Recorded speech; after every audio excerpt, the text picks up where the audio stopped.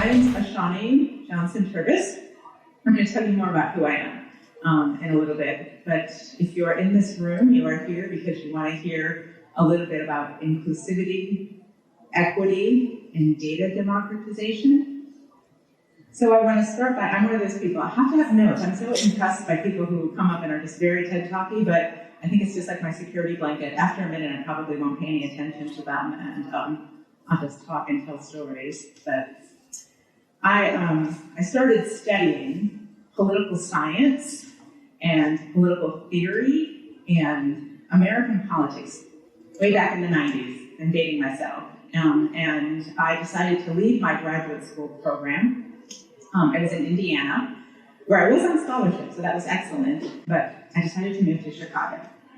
And this is relevant that I moved to Chicago in the mid-90s. I don't know how many folks were in or around Chicago in the mid-90s, but I moved there during one of the hottest summers on record, and that is of relevance as I continue. But I left Indiana, and I left my graduate school program, and I decided to move to Chicago. I did not have a job. I did not have a place to live. But it was sort of a leap of faith. And the reason why I did it is because I had reached a point where I decided I'm tired of reading about and learning about and studying how to put equity and inclusion into research and into data and democratization. I didn't have that language then that I do now, but I wanted to do it. Basically, idealistic 20-something-year-old, and I want to go and I want the world a better place. So I ultimately got a job at the Chicago Housing Authority, and at the Chicago Housing Authority, I worked in what was called the environmental unit, and my job was to gather data, small data, qualitative data, big data, sometimes qualitative as well, but quantitative data. But my job was to go out and gather data from public housing residents about their experiences, and particularly about their experiences living in housing that potentially had lead. There was a childhood blood lead poisoning problem in Chicago public housing at the time. So my job was to gather data, analyze data, and provide that data to leadership. And I did this, but what I did not do is I did not, at that time, I didn't work to ensure there was diversity in the data, in terms of diversity of people, diversity of thought. I didn't make sure that, for example, there were men in the data sets or the people that I was talking to, people who were employed or unemployed, older adults as well. And the second thing I didn't do at the time is I didn't share that information and what I learned back with the very audiences that were under inquiry, right? I didn't share it back to them for them to be able to have the opportunity to corroborate or not what I determined that I had learned. If I had done this, what I would have learned is that people in public housing at that time, what they really wanted were fans and air conditioning because it was hot. The summer of 1995, 700 people in Chicago died, more than 700 people died because of the heat. I would have learned that. Versus, for example, that they wanted their apartments abated for lead. They wanted air conditioning and they wanted fans. I would have learned that women and children, mothers in particular, were interested in health care and maybe less so in lead abatement. I would have learned that older adults that were living in public housing, that they wanted social engagement, they wanted conversation. Right? They wanted that a lot. And I didn't, because I was not focused, I didn't have the language at the time, and I wasn't focused on how do I democratize this data? How do I share this data back? Am I really focused on including people in my data set? I didn't have that at that time. Over time, I certainly learned. And one of my mantras is, it's a Maya Angelou quote, when you know better, do better. So I learned over time, and I've endeavored to do better in terms of how I handle data, how I collect data, how I disseminate data, share data. And my goal also at this point in my career, at my big age, I've decided that I also am responsible for helping other people do better as well. So this particular session, I am talking about the intersection. I love using the word intersection. The intersection of two of the focus areas for this conference, that is data democratization and diversity, equity, and inclusion. Many of you may already know a lot about data democratization, right? Some of you may know absolutely nothing and wonder, why do you even put these two words together? What I would really like you to do is I want you, when you hear data democratization, I want you to take a moment now and I want you to think about what that means to you. And we're going to come back to that. And I want you to keep that in mind as I continue and I share the traditional sort of business definition and understanding of data democratization and what I like to call an expanded and almost transformed definition and idea of data democratization. So I'm going to start with just giving you the talk objectives, and this is sort of like consider it like a grading rubric. I'm going to tell you the 3 things I want you to learn and that I want you to leave here with, and if I don't do it, then you get to grade me. Ashani, you only get a C- because I didn't do it, or A-, A+. So, and I'm going to tell you a little bit more about who I am, more than just my names. So, at the end of this talk, what I hope is that you understand what is inclusive and equitable research, what that means. Number 2, I hope you can describe data democratization in the context of inclusive and equitable research, right? Because you might be thinking about it slightly differently. And number 3, I want you to know why ensuring that research is diverse, is inclusive, is equitable, is paramount to exemplary science. And I use that word very purposefully, exemplary science. I remember years ago when I was taking graduate school exams, one of my professors said, Ashani, describe for us what is exemplary science. And I think I was kind of stumped. So I use that word purposely. I'm going to tell you just a little bit now about who I am, so you know why should I even be in this room and bother listening to this woman talk on stage about diversity, equity, and inclusion and the intersection with data democratization. I stated my name at the outset, Ashani Johnson-Turbes. I am the Vice President and Director of the Center on Equity Research at NORC at the University of Chicago. We are a relatively new center. We just launched in May of 2022, and my responsibility is to embed inclusivity and equity into social and behavioral science research across my organization. I am topic agnostic. That just means that, yes, I'm interested and focused on equity, health equity, educational equity, transportation equity, economic equity, but I'm mostly interested in the process to conduct the research and gather the data in an equitable and inclusive way. Because I firmly believe if you embed it into the process, you make it the eggs in the cake, as one of my colleagues says, and not the frosting, then equity is going to be an outcome, whatever your equity is, okay? I attended Hampton University as a historically Black college and university in Virginia. I continued my studies and I studied international politics and policy at Leiden University, that is in the Netherlands. I do not speak any Dutch because all of the Dutch speak English. And then I went on and continued my studies at the University of Chicago. I have a doctorate in political science. I'm academically trained as a political scientist, but I've been working in the space of healthcare, health communication, and health marketing for a very long time. And so I've worked across all those different fields. I am a social scientist, a mom, a wife, a runner. During the pandemic, I became a knitter and a crocheter, and I am committed to advancing equity everywhere. Every space that I enter. And so when I say equity, so I'm interested in, I'm getting ahead of myself. We're going to talk about the meaning of equity as we proceed. Over on the side are just some of the organizations that I'm part of. I am vice president of an organization called the Society for Health Communication. I just joined the board of an organization called Black Health. I told you I work at NORC at the University of Chicago. And because it's Breast Cancer Awareness Month, it is only fitting to say that I'm an evaluation advisory person for an organization called Bright Pink, which is committed to providing support for young women with breast cancer. So, inclusive and equitable research. Let me see, I might be off my slide, my notes here. So, let me see if I wanted to go to the next one. No, I'm going to stay here for a minute. I want to talk just for a moment about what it means, what inclusive and equitable research is, but before I jump to that, I want to talk a little bit about what is equity science. So, equity. Equity refers to fairness, justice, and it is distinguished from equality, right?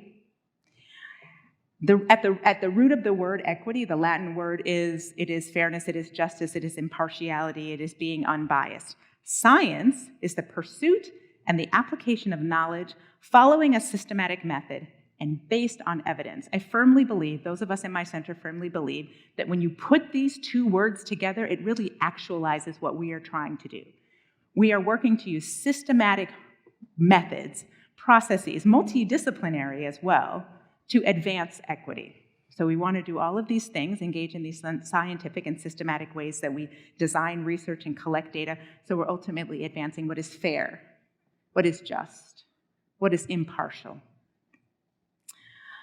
Equity science, if I continue that definition a little bit, it is a rigorous system and it is methodologically diverse. It is a process to collect and organize data and knowledge to include the experiences, particularly the experiences of traditionally or historically marginalized and minoritized populations, to generate knowledge, to promote that which is equitable, and ultimately to transform different systems of power. The methods of practice for what is equity science are what we call inclusive and equitable research methods.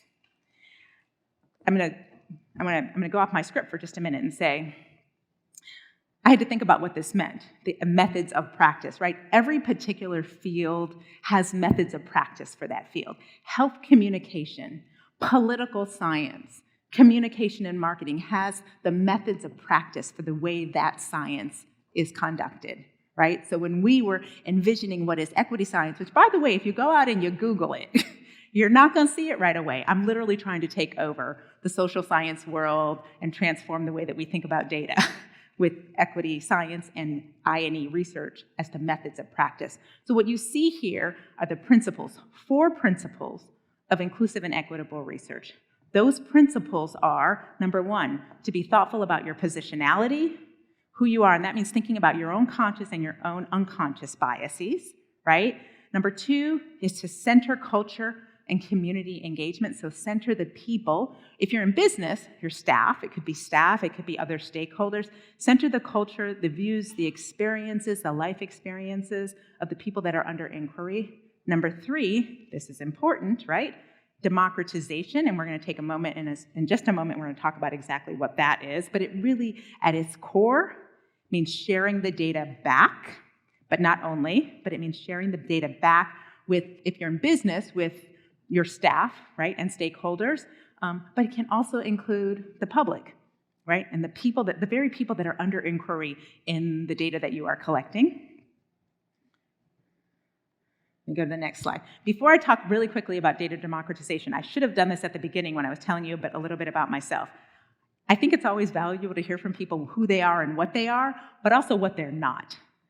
I am not a data scientist, right? That just means that I am not embedded in the mathematics. My background is not in math, it is not in engineering, it is not in those fields. I've talked to you about how it's in social science. So I like to always put that out there. Those of you that are data scientists, you can come up to me afterwards and talk to me about how I can embed a little bit more of what is math and engineering and data science into this talk.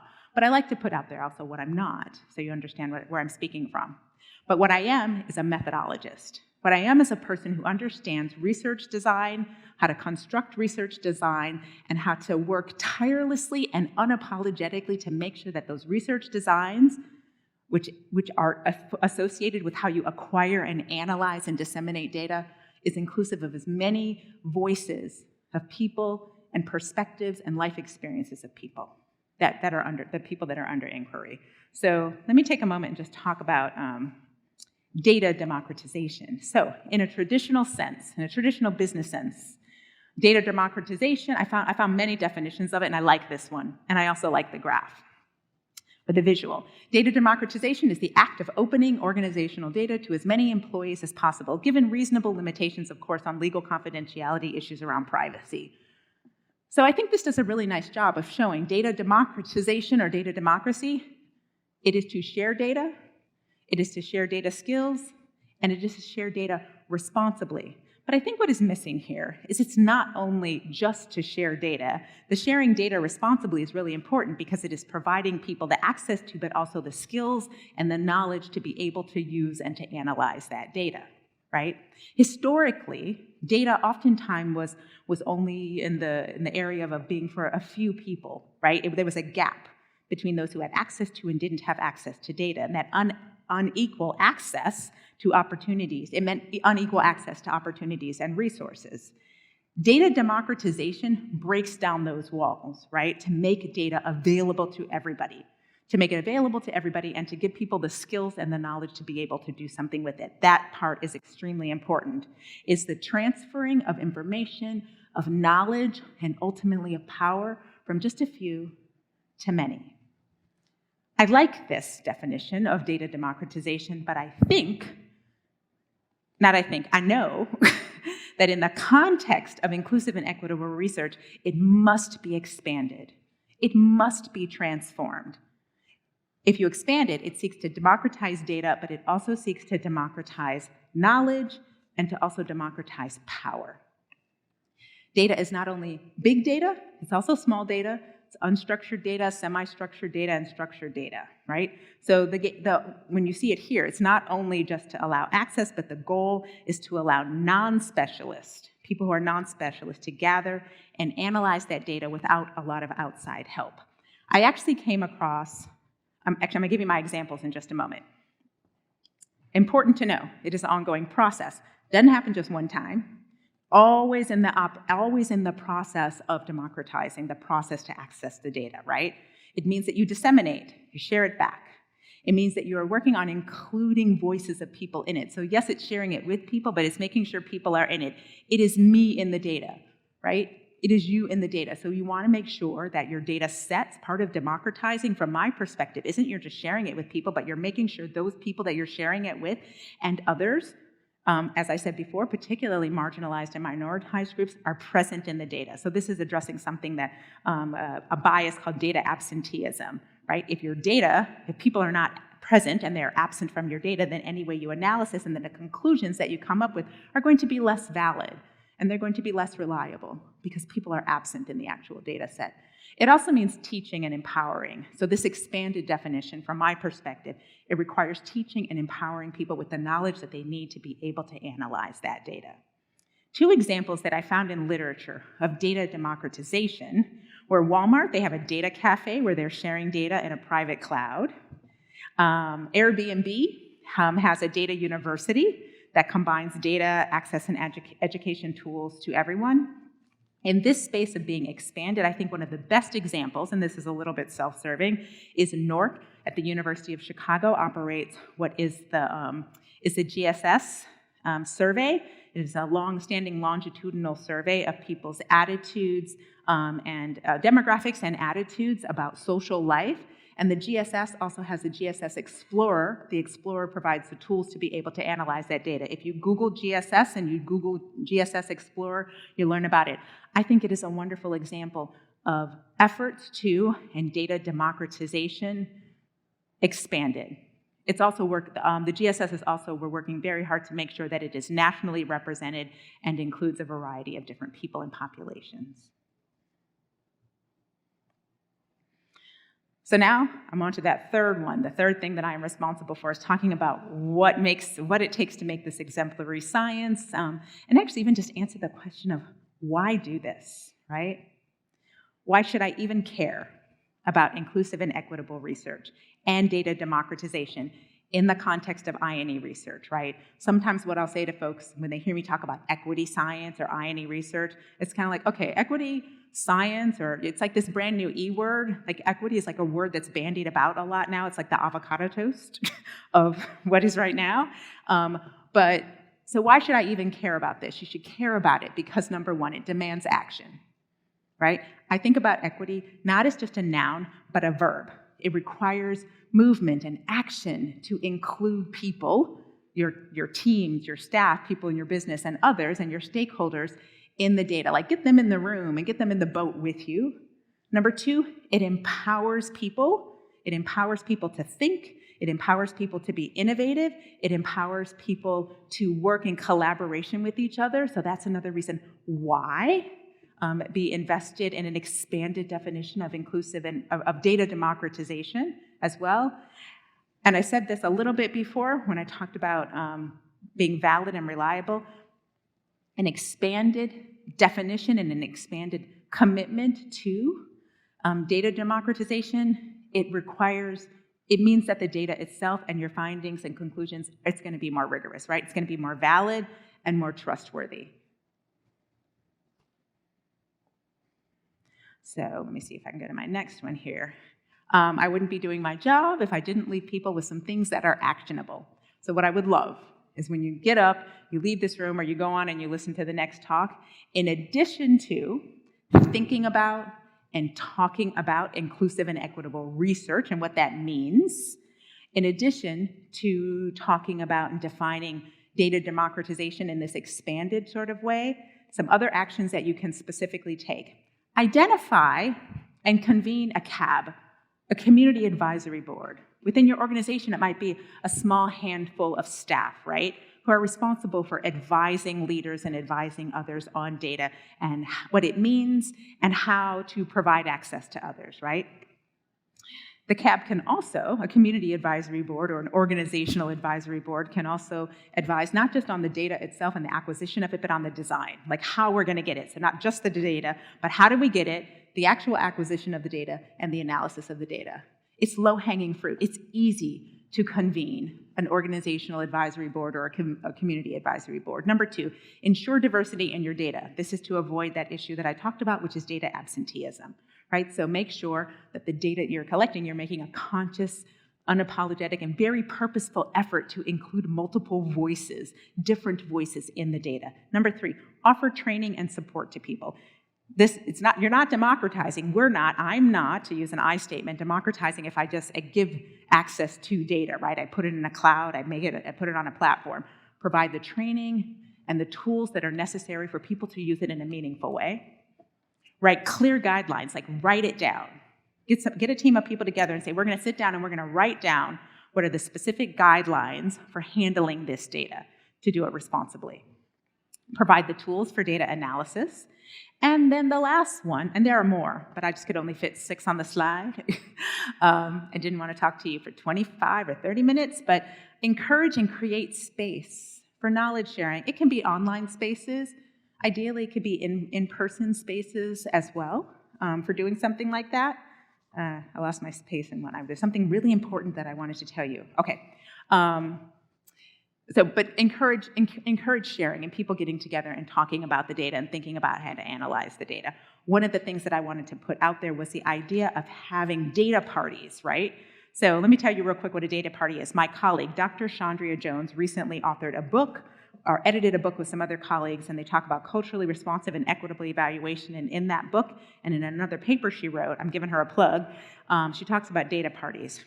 A data party is a time-limited event, 1 to 2 hours, where diverse staff or other stakeholders come together, collect and analyze data. It is a pathway to understanding and a roadmap to using data. I love the idea of using data parties. So in addition, on the front end, you can have a community advisory board, right, that's advising on these things. And then on the back end, where sometimes our democratization and our inclusive and equitable research methods kind of fall down, have a data party. Say, it's great for nerds especially, right? Like have your data scientists and other nerds, people like me, not a data scientist, but a little bit of a nerd, get together and analyze the data and bring people together to do it. So I like it also that it's called a party. It makes it seem like, you can have pizza. Okay, I might be at my last one. I like to end with quotes. I found this wonderful quote by, I'm going to pronounce her name right because I like to pronounce people's names right, Atifata Jahaga. She's the former president of Kosovo, and she was the first woman.